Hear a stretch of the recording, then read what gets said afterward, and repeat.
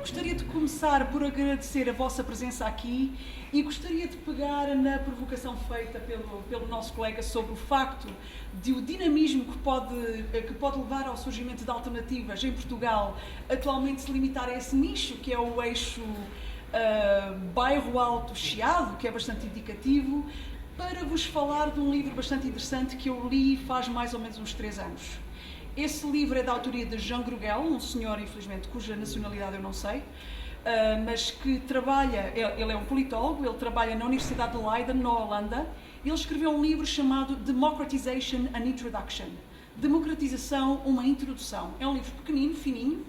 bastante interessante, que infelizmente ainda não está traduzido para a língua portuguesa, mas que, pelo menos na minha sincera opinião, seria urgente traduzir para bem de todos nós. E este pequeno livro aborda processos de democratização não só de uma perspectiva institucional, mas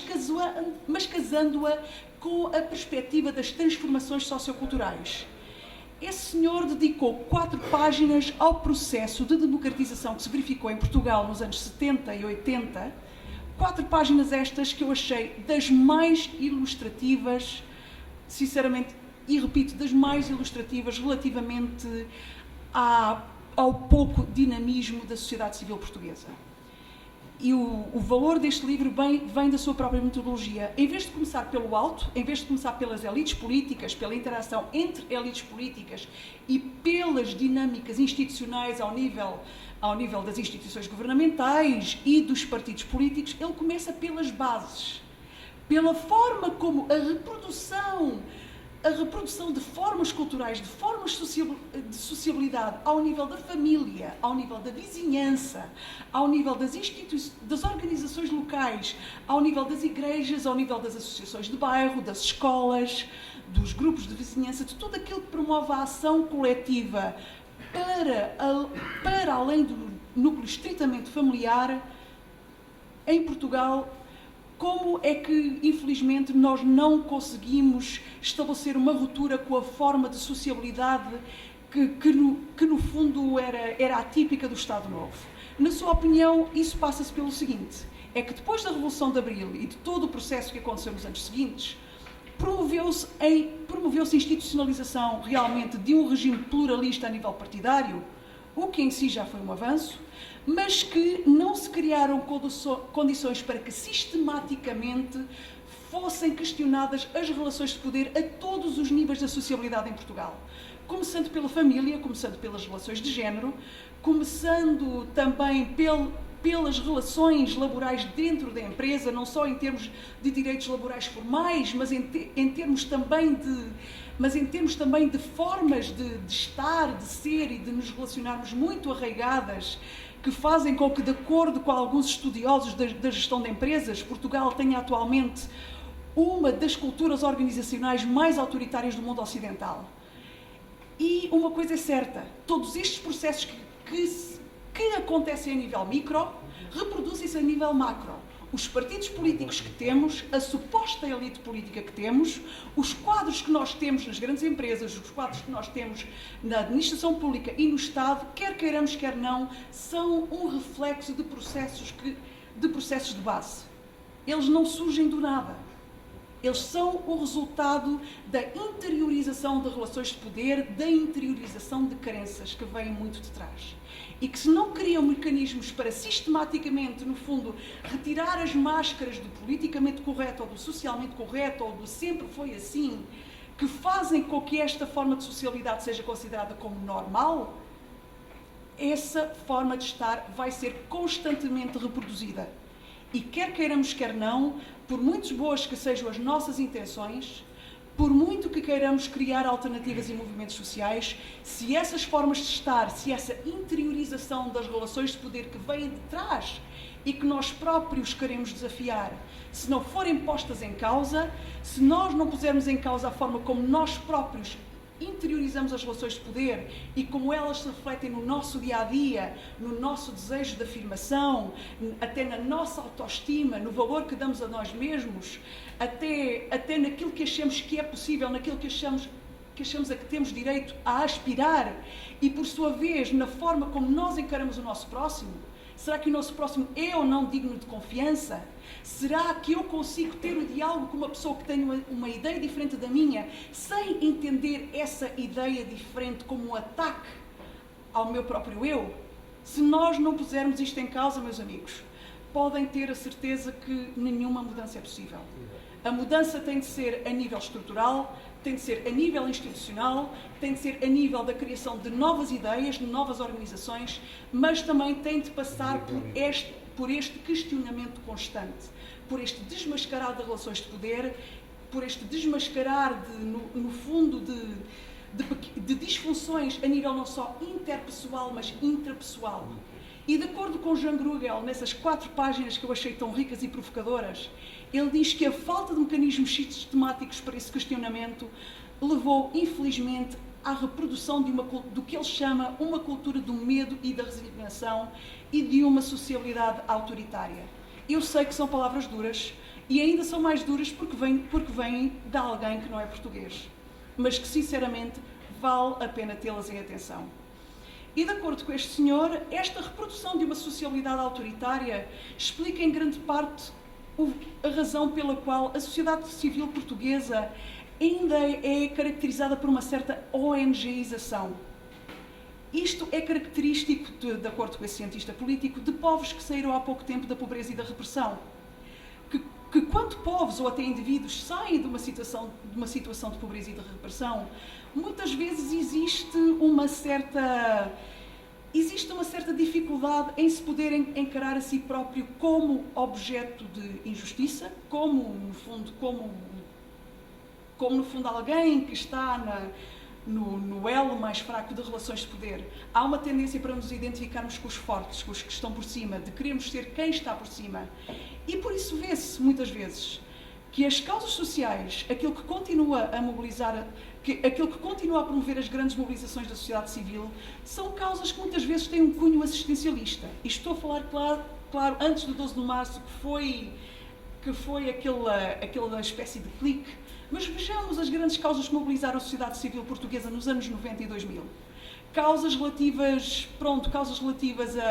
a questões de relações internacionais, a questão timorense, a questão do HIV-Sida, a questão dos sem-abrigo e outros. Vejamos que não são causas que mobilizem as massas. Todas elas têm um aspecto um bocado personalista. Todos nós somos capazes de identificar rostos que têm a ver com essas causas. E por trás desse aspecto personalista, por trás dessa personalização, dessa atribuição de rostos a determinados assuntos, existe uma certa cultura existencialista e voluntarista. Nós estamos a dar algo a alguém que, coitados, estão numa situação pior que a nossa. Nós estamos a dar um pouco do nosso tempo disponível, um pouco do nosso tempo livre, um pouco daquilo que temos em excesso. Isto esquecendo que nós também não estamos numa situação exatamente invejável. Situação é essa em relação à qual muitas vezes nós temos uma certa dificuldade em olhar, porque nós temos uma memória muito recente sobre o que é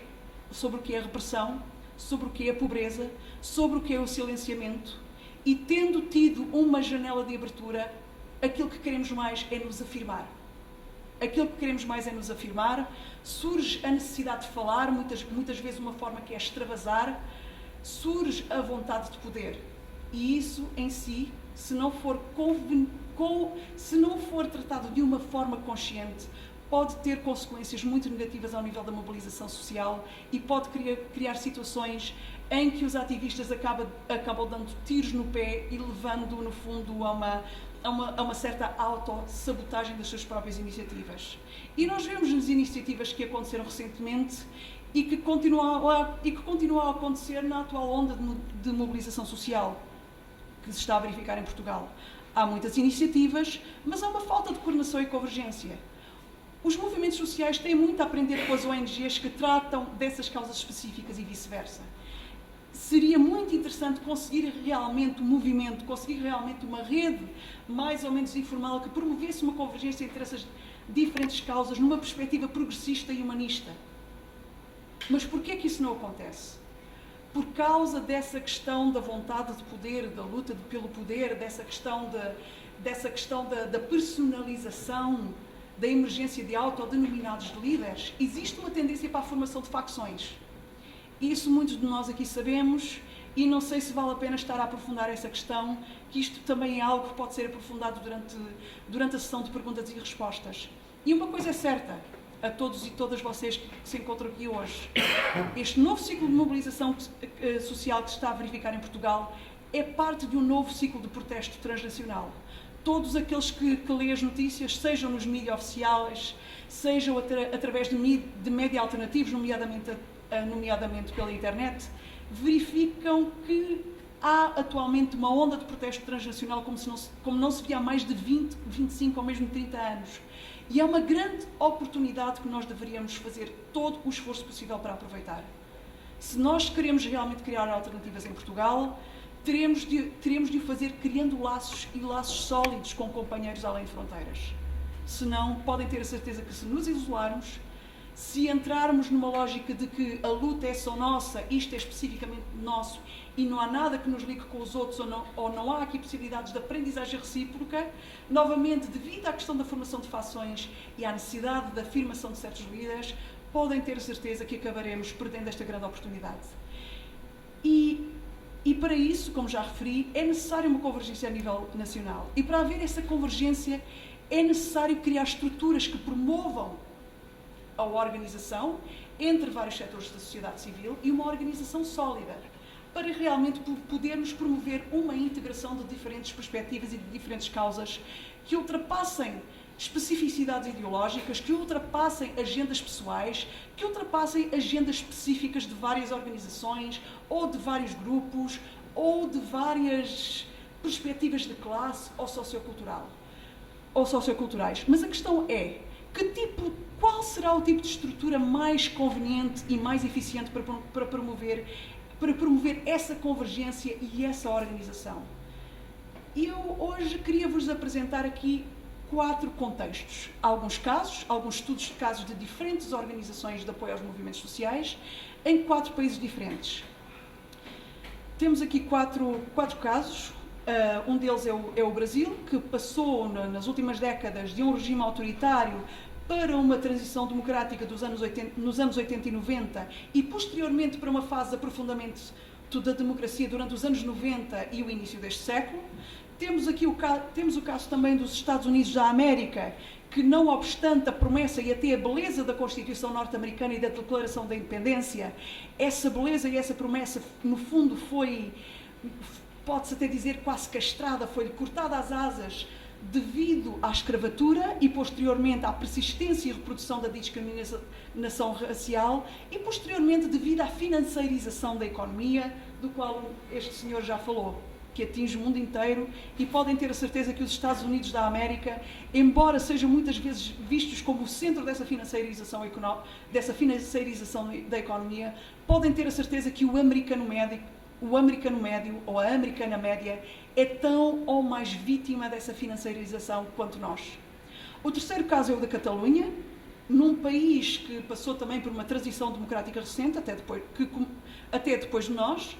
que ainda vive o que se pode chamar uma democracia de baixa intensidade, mas, no entanto, onde existe a memória de mobilização durante a República Espanhola no início do século passado. Não obstante a sua supressão durante o regime franquista, no entanto, houve uma passagem histórica do testemunho de geração por geração, de uma forma quase informal e até subterrânea por toda a Espanha. O quarto caso, e é um caso que eu uso como exceção e como contraste aos anteriores, é o da Escandinávia e Finlândia, que vivem atualmente, como muitos sabem, uma situação de democracia de alta intensidade, como diria Boaventura de Sousa Santos. Não são regimes políticos perfeitos, têm também os seus problemas, mas uma coisa é certa, se formos ver os dados de organizações como a Transparency International, todos esses países estão no topo dos rankings em termos de transparência, em termos de acessibilidade do Estado aos cidadãos e em termos de mobilização da sociedade civil. E sobretudo nos casos da Noruega, Suécia e Finlândia, são países onde o próprio Estado no pós-guerra, através da promoção do Estado Social,